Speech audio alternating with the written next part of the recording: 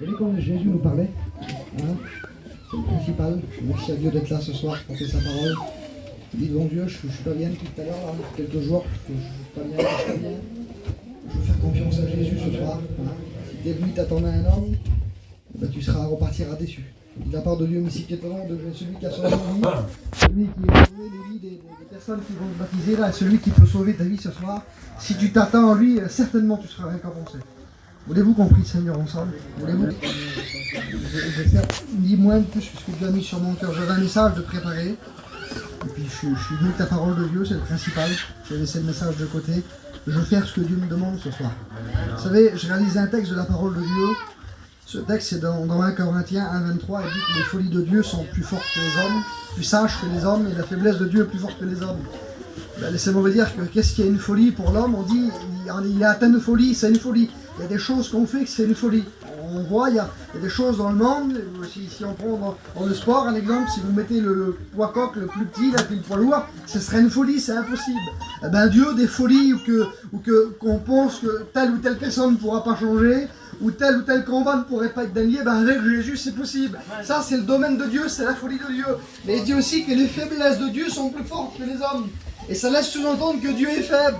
Laisse-moi te dire que oui, Dieu a été faible. Et la preuve que Dieu a été faible, c'est à la croix ici. Il a monté pour que toi tu sois sauvé. Dieu a envoyé son fils sur la croix, et en voyant son fils crucifié, pour ton péché à toi, même toi qui dis que c'est pas pour toi mais c'est pour toi ce soir, ben Dieu a effacé tes transgressions. Dieu a préparé le ciel pour toi. Dieu a payé pour toi mon ami ce soir. Et puis il dit dans 1 Corinthiens 1,18, il dit la prédication de la croix est une folie. Ben pour celui qui périt c'est une folie, excusez-moi. C'est pas terrible, hein, pour nous c'est terrible, hein, mais pour celui qui vient de l'extérieur, c'est pas terrible, c'est pas trop bien, c'est pas une villa. Mais dans ce lieu, il y a l'église de Dieu.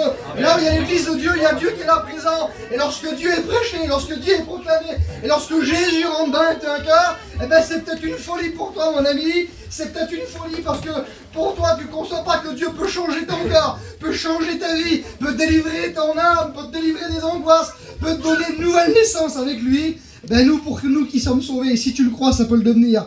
La prédication de la croix est une folie pour ceux qui périssent. Mais elle est une puissance de Dieu pour nous. Voir Dieu, la puissance qui peut changer ta vie, qui peut bouleverser ton cœur. Et puis il y a des exemples dans la parole de Dieu. On voit dans 2 Rois, au chapitre 5, je vais vous lire le texte. Il dit que ce Naaman, chef du roi de Syrie, jouissait d'une grande considération. Il dit car c'était par lui que l'Éternel avait délivré les Syriens. Mais il dit cet homme fort et vaillant était lépreux. Et puis on voit Naaman, l'homme de guerre par excellence. Un homme qui avait tout, un homme qui était au service d'une armée. C'était lui à la tête de l'armée, il avait des hommes à sa commandement. Et puis l'homme, c'est Naaman. Lorsqu'on le voyait, on se tournait, on disait regardez, c'est Naaman, c'est le chef de l'armée du roi de Syrie. Je ne sais pas si tu veux réussir dans le monde, je ne sais pas si tu cherches un nom, parce que la première chose que l'homme cherche, c'est la réussite. Et la deuxième, c'est la gloire. Et lui, de la gloire, il en avait plein. Et puis lorsqu'on voyait Naaman passer, c'était l'homme de guerre. L'homme, excusez-moi, mais lorsqu'on le voyait, on désirait être comme lui. L'homme qui inspirait la crainte, l'homme qui inspirait le respect. Lorsque les soldats allaient combattre avec Naaman, ils étaient rassurés parce que Naaman, c'était l'homme de guerre par excellence. Et puis, peut-être qu'il y a des Naamans ce soir parmi nous. L'homme qui est considéré, l'homme que tout le monde regarde, l'homme que tout le monde admire. Et lorsque Naaman rentrait chez lui, il dit, cet homme fort et vaillant était lépreux. Lorsqu'il rentrait face à face, excuse-moi de te dire ça, mais tu peux apparaître beau et puis tout ce que tu veux. Mais tôt ou tard, lorsque tu rentres chez toi, il y a un face-à-face qui se fait avec toi-même. Et puis Dieu a mis dans chaque homme la pensée de l'éternité. Et lorsque tu es face-à-face, et lorsque tu enlèves cette armure de Naaman qu'il avait, et lorsqu'il se regardait dans la glace, il était lépreux et personne ne le savait. Et vous savez c'est quoi la lèpre? C'était être couvert d'écailles, c'était rude, c'était une dégradation du corps. Excusez-moi, mais la lèpre à l'époque, il n'y avait aucun remède. Même maintenant, la lèpre de l'époque, elle n'existe plus, mais si elle existerait, il n'y aurait pas de remède. Et selon la loi, on était perdu, si vous voulez. Et peut-être que dans ton cœur, tu as une carapace terrible. Et peut-être que toi, tu souffres. Alors peut-être tu n'as pas la lèpre réellement physique. Mais tu as besoin de Jésus dans ton cœur. Tu as besoin que Jésus délivre ta vie. Tu as besoin que Jésus te donne une vie nouvelle, un cœur nouveau. Tu as besoin que Dieu mette le pardon dans ton cœur. Parce que vous savez, lorsqu'on a de la haine dans une vie, dans un cœur, c'est une lettre qui nous range et qu'on n'en plus de lui. Et bien le Jésus qu'on prêche, le Jésus qu'on a rencontré, le Jésus qu'on aime, il peut changer ta vie ce soir. Il peut te pardonner ce soir. Il peut peux mettre en toi l'espérance ce soir au nom de Jésus. Et puis cet homme fort, il n'y avait pas de solution. Mais il y a des chrétiens, dites amen, frères et sœurs. Il y a des hommes de Dieu, il y a des femmes de Dieu. Et puis les Syriens, ils étaient sortis en captivité et ils avaient amené une petite fille du pays d'Israël. Et cette fille, elle avait été prise à sa famille. Sa famille avait été tuée, elle était mise dans le palais de Naaman, si vous voulez, là. Et puis, excusez-moi, mais ça a été nous. L'armée de Naaman a détruit ma famille, a détruit mon village. J'ai de quoi avoir de la haine contre Naaman. Et puis, a travaillé dans le palais du Naaman, là. Et lorsqu'elle a vu Naaman, parce qu'un chrétien s'est rempli de compassion. Un chrétien, ça prie pour ceux qui nous persécutent. Un chrétien, ça a Jésus dans son cœur. Et puis lorsqu'elle va voir Naaman, on va aller vers la femme de Naaman, on va dire, mon Seigneur, si mon Seigneur serait en Israël, là-bas, si tu serais à Oulainville, dans les petits Valgeco, ou dans toutes les églises, lorsque Jésus prêchait, lorsque sa parole a annoncé, les malades sont guéris, les personnes sont délivrées, les chaînes tombent, les personnes sont baptisées du Saint-Esprit, les personnes redonnent des nouvelles vies. Et voilà ce qui s'est passé à ce moment-là. Et puis cette fille, elle a dit ça à la femme de Naaman, s'il serait en Israël, il y a un prophète, je te le dis de la part de Dieu. Si tu savais ce que Dieu est capable de te donner ce soir. Et il y a un prophète en Israël. Et puis ce prophète, si Naaman il s'arrête, il pourrait le guérir. Mais elle est en train de faire quelque chose qui s'est jamais passé. Il n'y avait jamais eu de lépreux qui a été guéri. C'est pas marqué. Et puis elle a la foi dans son cœur parce que c'est une chrétienne. Parce qu'elle a pris pour ses ennemis. Parce qu'en elle, il y a l'amour. Laisse-moi te dire que chrétiens et chrétiennes, il y a des chrétiens et des chrétiennes parmi nous ce soir. Est-ce que vous priez pour vos familles ce soir? Mon ami qui est là, peut-être que tu as de la famille qui est chrétien, qui prie pour toi. C'est en train d'intercéder, en train de jeûner, en train de louer le Seigneur. Pour que tu puisses te tourner vers Dieu. Vous savez ce qu'il va faire Naaman, il n'est pas plus bête qu'un autre. Sa situation, c'est la mort. Si tu continues dans ton état, c'est la mort, parce que Dieu vient nous chercher. Et puis vous savez ce qu'il va faire? Il va aller en Israël. Tu ne voudrais pas venir au pied de la croix ce soir? Tu ne voudrais pas venir à Jérusalem spirituellement en disant, Seigneur, je viens devant toi. Je suis peut-être comme cet homme Naaman, j'ai pas de solution, je suis lépreux. Mais je te donne toute ma vie, fais ce que tu veux, Seigneur. Et vous savez ce qui s'est passé? Lorsque Naaman a été devant Élisée, le prophète en question, qui pouvait le guérir, la porte d'Élisée a été fermée. Vous lirez, il vient, Élisée envoie un serviteur. Laisse-moi te dire que si tu te présentes devant le ciel, tout de suite, la porte elle est fermée. Le serviteur qui l'envoie, c'est Jésus, son fils. Il est le seul médiateur entre Dieu et les hommes. Il est le chemin, la vérité, la vie. Dites Amen. Et c'est par lui qu'on obtient la vie éternelle. Et puis Dieu, encore de cette journée. Et puis je dis de la part de Dieu, on traverse sa parole. Il envoie encore un serviteur devant toi. Il envoie encore quelqu'un qui puisse parler à ta vie. Et vous savez ce qu'il va dire, le serviteur? Va te tromper cette fois. Viens te tromper dans sa présence. Viens laisser l'onction de Jésus envahir ta vie. Viens laisser Jésus toucher ton cœur. Et vous savez ce qui va se passer? Naaman va repartir en colère. Parce que ça paye pas de mine, hein, Jimmy. C'est pas terrible, hein. Alors il part en colère parce que chez Naaman, il y a les plus beaux fleuves. Il y a les plus belles rivières, il y a les plus beaux lacs. Et puis pour celui qui est né à Jérusalem, le lac là-bas, le lac de Galilée là-bas, le Jourdain, excusez-moi, mais c'est pas terrible, c'est boueux. C'est pas beau, excuse-moi, c'est pas terrible, ce soir on n'est peut-être pas terrible. Mais en nous, il y a Jésus. En nous, on est les enfants de Dieu. On est héritiers et co-héritiers du ciel. Seigneur, on n'est pas riche. Que c'est riche, un chrétien. Sa destination, c'est le ciel. Son héritage, c'est le ciel. Est-ce que tu veux que c'est ton héritage ce soir? Et vous savez ce qui va passer? Il va vouloir repartir en colère un petit peu. Mais des fois, c'est bien qu'on est piqué un petit peu. C'est bien qu'on est pointé du doigt un petit peu. Et puis son serviteur, il va dire, non, si t'aurais demandé quelque chose de difficile, tu l'aurais fait. Si on te demanderait de faire n'importe quoi, tu l'aurais fait. Mais là, c'est facile, fais-le. Naaman, il fallait qu'il soit guéri de deux choses. Il faut les deux interventions de Dieu. La plus grande des interventions que Dieu a fallu pour Naaman, là on a l'air. Il fallait que Naaman descende ce soir. Descende ton orgueil ce soir. Laisse Jésus bénir ta vie. Laisse Jésus rentrer dans ton cœur. Laisse Jésus rentrer dans ta vie.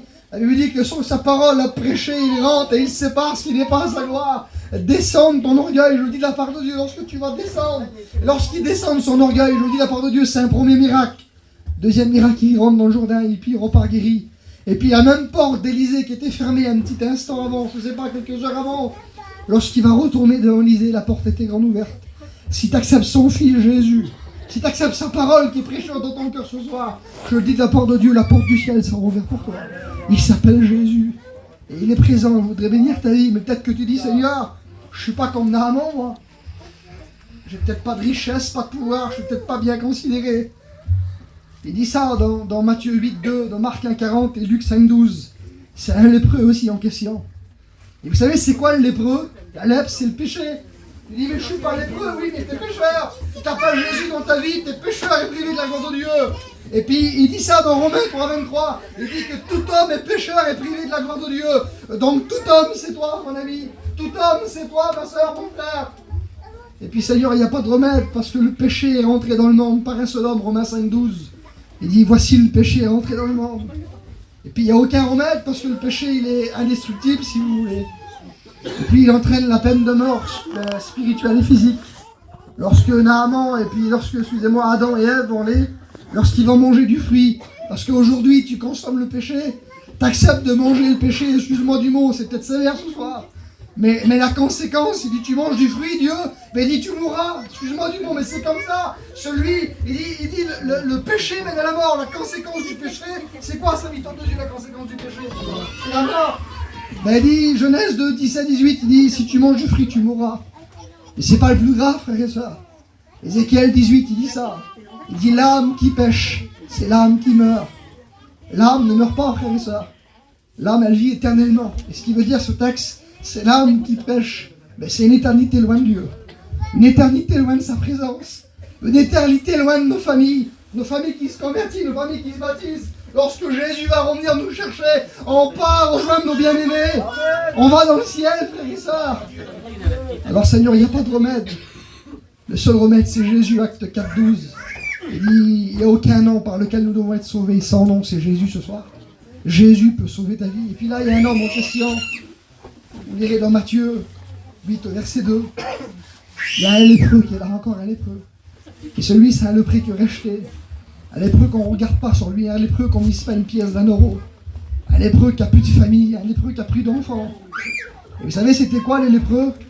Ils vivaient certainement souvent dans les cimetières, dans les sépulcres. Et puis lorsqu'on était lépreux, vous savez ce qu'on faisait? Vous voulez savoir ce qu'on faisait? On devait porter une cloche, et on devait sonner impur, et marcher avec des chaînes, avec des cloches aux pieds. Et on devait dire impur avec des vêtements déchirés. Il y a combien de temps que le diable te fait porter une cloche du péché? Il y a combien de temps que tu traînes ton péché, tu traînes tes passions, tu traînes tes liens, tu traînes ton mensonge, tu traînes ce qui te tient lié? Il y a combien de temps que tu tiens ça sur ta vie? Et puis excusez-moi, si je devrais rentrer dans le personnage, j'aime bien le faire. Si devrait témoigner cette personne en question, ce lépreux là, vous savez ce qu'il dirait? Je voudrais rentrer dans ce personnage, c'est biblique en plus. Il dirait, il expliquerait son témoignage, tout allait bien pour moi. J'avais un bon foyer, une bonne situation.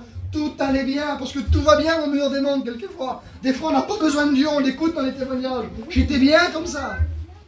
Et un jour, j'avais une petite tache sur la peau, pas grand-chose. Vous avez vu, des fois, c'est pas grand-chose. Et cette petite tache-là, qu'est-ce qu'elle est devenue? Elle a grandi un petit peu. Puis je me suis tourné vers ma compagne, parce que des fois, les compagnes, ils ont la solution. Hein. Regarde la petite tache, c'est pas beau, là. On met un petit peu de pommade dessus, parce que des fois, le péché, on essaie de le camoufler. On essaie de le camoufler, mais tôt ou tard, il va payer. Et puis, vous savez ce qui va se passer? C'est qu'il va aller au docteur. Il faut aller au docteur, là, qui a un petit problème. Il va le souverain sacrificateur de l'époque, ça représentait le docteur. Et le docteur, il va l'examiner en question, là, puis il va dire, monsieur, il faut qu'on vous mette 7 jours en prison. Parce que c'était la loi. Vous avez vu, on était confinés il y a quelques années, là, de 3 ans. 7 jours en prison. Et puis au bout de 7 jours, là, on devait re-examiner la plaie. Selon la loi des Lévitiques, vous lirez ça dans Lévitique 13. Et on devait le re-examiner 7 jours après. Et encore 7 jours. Et puis j'imagine, moi, la campagne dehors. Et puis lorsqu'il a dû sortir, mais excusez-moi du mot, et lorsqu'il a dû sortir, vous avez vu, lorsque quelqu'un sort d'hôpital, ou lorsque on attend de bonnes nouvelles, comment qu'on est, nous, hein? Ben, les Juifs, c'était un peu comme ça aussi. Et lorsqu'il a dû sortir, lui, elle a dû courir sa campagne. Et ma campagne, elle a couru devant moi, je rentre dans son personnage. Et j'ai dit, arrête, tu ne peux pas m'accrocher. Parce que voilà ce que le péché fait. Arrête, prends les petits, va-t'en loin, je vais te contaminer. Le diable sépare, frères et sœurs. Le diable désunit. Alors tu dis, oui, mais je suis dans mon foyer encore, oui. Mais dans le foyer, ça va plus, il y a des disputes. Il y a l'ennemi qui a pris toute la place. Et puis imaginez-vous la peine de ce père en question, de ce père famille, cet homme, imaginez-vous, tout allait bien, et puis il est devenu lépreux. Et peut-être que tout allait bien, mon ami, pour toi. Mais maintenant, le péché t'a envahi, et puis tu sais plus comment faire. Et puis imaginez-vous un petit peu. C'est pas grave, c'est les petits. Imaginez-vous un petit peu. Loin de sa famille, loin de ses proches, loin de ses enfants. Le péché désunit, frères et sœurs. Le péché sépare, le péché brise des familles. Vous avez vu, vous ne l'avez pas dit, vous l'avez dit, je le dis de la part de Dieu, vous l'avez peut-être tous dit ce soir. On dit on est en mois de décembre, c'est plus pareil les fêtes. Vous l'avez dit ou pas? C'est plus en famille avant. On écoutait ici, là, un mois avant, ça s'amusait. Maintenant, il y a, à cause des disputes, à cause des histoires, même pas les chrétiens, quelquefois, à cause qu'on a peur des réactions d'un tel ou d'un tel, les familles sont déchirées, les familles sont détruites. Et parce que tôt ou tard, il fallait bien que le péché prenne de la place. Et le péché a pris toute la place. Et vous savez ce qui s'est passé un jour, merci pour ce jour, Jésus a passé. Jésus a passé. Comme Jésus s'est arrêté, excusez-moi, à la roche. Moi, je ne connais pas, mais c'était peut-être pas terrible avant, c'est ce que j'écoute un peu de partout. Mais Jésus s'est arrêté. Peut-être que le monde ne regardait pas sur le lépreux là, personne ne regardait. Jésus descend de la montagne. Vous le sentez arriver, il descend sur ta vie ce soir. Il descend sur ton foyer, il descend sur ton cœur. Il est prêt à libérer, il est prêt à guérir, il est prêt à changer, il est prêt à agir, il est prêt à changer la situation, c'est juste ce soir. Et vous savez ce qu'il va faire ce lépreux en question là? Lorsque Jésus va descendre, parce que Jésus descend ce soir, Jésus est là, puis il passe dans les rangs, il passe dans les cœurs là. Et puis Jésus va descendre, et puis le lépreux va écouter. Il y a une fille de Jairus qui est ressuscitée. Et puis vous écoutez, vous, c'est les baptêmes. C'est passer de la mort à la vie, des ténèbres à la lumière. Vous assistez à des résurrections spirituelles ce soir. Parce qu'ils ont eu la foi, la repentance et la conversion. Et vous écoutez, puis vous êtes là, vous regardez. Vous êtes peut-être curieux, vous savez pas ce que c'est. On baptise des personnes qui ont rencontré Jésus. On baptise des personnes qui sont sauvées. On baptise des personnes qui obéissent à Dieu. On baptise des personnes qui ont trouvé Jésus dans leur cœur. Et lorsqu'on trouve un trésor, on veut le faire partager, frères et sœurs. Et puis il y a Jésus qui passe. Et lorsque Jésus passe, c'est ce qu'il fait le lépreux. Je t'invite à le faire. Je t'invite à le faire au nom de Jésus. Il va courir vers Jésus. Cours vers lui. Cours vers Jésus, il va te sauver ce soir. Et puis il va tomber à genoux. Et puis lorsqu'il va tomber à genoux, il va se prosterner. Dans Matthieu, il se prosterne. Dans Marc, il se met à genoux. Et dans Luc, il met la face contre terre. Peu importe la manière dont tu le fais. Mais d'un temps suppliant. Reconnais à Jésus que tu es un misérable. Reconnais que Jésus peut changer ta vie. Reconnais que sans lui, tu ne peux rien faire. Jésus va te purifier. Vous savez ce que fait Jésus à ce moment-là? Vous savez ce que fait Jésus à ce moment-là? On n'avait pas le droit de toucher un lépreux selon la loi des Lévitiques. Lorsqu'on touchait un lépreux, on était nous-mêmes lépreux. On était déclaré impur. Peut-être que personne ne peut te toucher. Peut-être que tu es peut-être la médecine. Peut-être qu'il n'y a pas de solution pour toi. Peut-être que ta famille, tes frères, tes soeurs, tes parents, ton gendre, ta belle-fille, ta mère, ton père, ils n'ont pas de solution pour toi. Celui que je prêche, il peut tout changer. Il peut tout réparer. Il peut tout pardonner, Seigneur. J'aime Jésus ce soir. Je l'aime de tout mon cœur, je sens sa présence. Vous savez ce qu'il va faire Jésus à ce moment-là? Notez les frères. Jésus vient, il n'y a pas le droit de le faire. C'est un lépreux, c'est le plus rejeté. Ouais, mais Jésus dit qu'il vient pour les malades. Il vient pour ceux qui sont boiteux. Il vient pour ceux qui sont rejetés. J'ai dit, il vient pour ceux qui sont pécheurs. Il vient pas pour les justes. Il vient pour toi, mon ami, ce soir.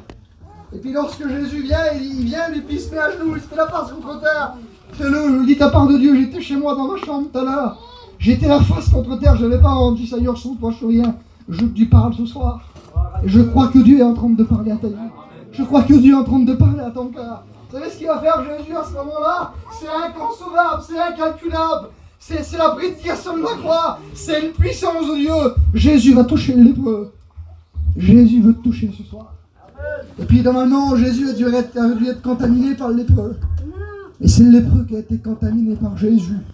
Vous savez ce qu'on dit des fois sur nous? Ah, ils vont te monter le crâne, ils vont te contaminer. C'est pas nous qui les avons contaminés. C'est la grâce de Dieu qui a été manifestée dans leur vie. Parce qu'au contact du Christ, ils ont été changés, ils ont été bouleversés, ils ont été relevés. Parce que Jésus les a touchés. Amen. Et puis vous savez ce que j'imagine de mon cœur? Je prends encore 2 minutes, j'ai passé un peu d'heure. Je finis le message. Vous savez ce que j'imagine de mon cœur? C'est lorsque le lépreux a été guéri, là, il devait aller se montrer au souverain sacrificateur. Et le souverain sacrificateur devait réaliser que selon les écrits, il devait faire des recherches et réaliser et savoir que le Messie était apparu. Parce que ça se faisait jamais. Excuse-moi, mais t'écoutes des choses qui sont jamais faites ici. Dieu est en train de changer. Dieu est en train de bénir. Vous savez pourquoi il fait ça? Parce qu'il veut en sauver un plus grand nombre. Parce qu'il revient nous chercher. Parce qu'il est à la porte et il frappe. Parce qu'il vient nous chercher, alors il t'aime, alors il fait des réveils. Là où personne n'aurait cru, excusez-moi, il y a des salles de partout. Mais Dieu a décidé à la roche ici de faire une salle. C'est Dieu, c'est pas nous, hein. C'est Jésus qui bénit, c'est Jésus qui agit. Regarde, c'est Dieu qui est venu chercher chez toi. Lorsque tu es baptisé, tu ne méritais pas d'être baptisé de l'esprit, toi. Excuse-moi du mot, mais tu ne mérites pas comme moi. Mais Jésus dit, je vous envoie le consolateur. Il va vous conduire dans toute la vérité. Il va vous briser, il va vous bénir. Voilà ce que la parole de Dieu dit. C'est la promesse de Dieu qui nous fait aujourd'hui. Et puis, vous savez ce qui s'est passé à ce moment-là? Lorsqu'il a dû rentrer chez lui, imaginez-vous. Le petit foyer, la petite femme alcoolique, t'es perdue, ma soeur, chrétien. Ma soeur, tu pries pour ton mari, puis le diable il te dit que c'est impossible, ça ne changera pas. Laisse Jésus le toucher, laisse Jésus toucher ton cœur, c'est possible. Mon frère, ta femme, va se convertir, c'est possible. Je le dis devant Dieu, Zamina, Patroni, là. Il a dit cet été, on le baptisait cet hiver. Parce que Dieu va venir dans sa vie, il est bienvenu, il est de la part de Dieu. Brian, lui, ça va peut-être être tout à l'heure, on va le baptiser. Je le dis devant Dieu, Dieu est présent, il veut bénir ta vie. Puis imaginez-vous l'expérience, imaginez-vous le témoignage, imaginez-vous, le lépreux, il rentre chez lui, là, il est guéri, lui, c'était pas possible. Il est guéri. Imaginez-vous, il rentre chez lui. Ce qu'on veut, nous, excusez-moi pour les nouvelles, là. Mon père, il dit ça depuis quelques jours. On va prendre que du bon, on n'est pas beaucoup. Dieu veut que du bon pour toi. Dieu veut que du bon pour ta vie. Et puis j'imagine un petit peu une beauté. Lorsqu'il a rentré chez lui, il n'a pas demandé de l'homard, excusez-moi du mot, il n'a pas demandé l'agneau. Il n'a pas demandé là, le plus beau des agneaux, le plus beau des bœufs, non. J'imagine un petit peu, mais c'était certainement pas comme ça, mais voilà. Mais j'ai le droit d'imaginer un petit peu. Le diable avait détruit le foyer. Le diable avait séparé le foyer. Alors peut-être qu'ils étaient ensemble, mais ils étaient détruits. Le diable avait détruit, c'était la mort qui attendait. Et puis là qui rentre, et puis j'imagine un petit peu comme ça, moi, Gino. Le petit a dû ouvrir le carreau, je sais pas, le rideau. Maman, il y a Tata là-bas. Il y a Tata qui vient, regarde. Mais non, c'est pas Tata, c'est fini pour Tata. Mais je te dis que c'est lui, il vient. Elle a dû ouvrir la porte, imaginez-vous comment ils ont dû courir et se prendre dans les bras. Dieu avait guéri, Dieu avait agi, Dieu avait béni. Et puis j'imagine, moi, la plus belle étape que nous, on va faire là, que demain, ça va dans la poubelle. Et on a dû se faire un petit plat de pâtes. Pas ça, les frères, tout ça bien. Un petit plat de pâtes, mais Dieu avait reconstruit. Amen. Un morceau de pain sec, là où il y a le pays, là où il y a Dieu. On prie le Seigneur ensemble.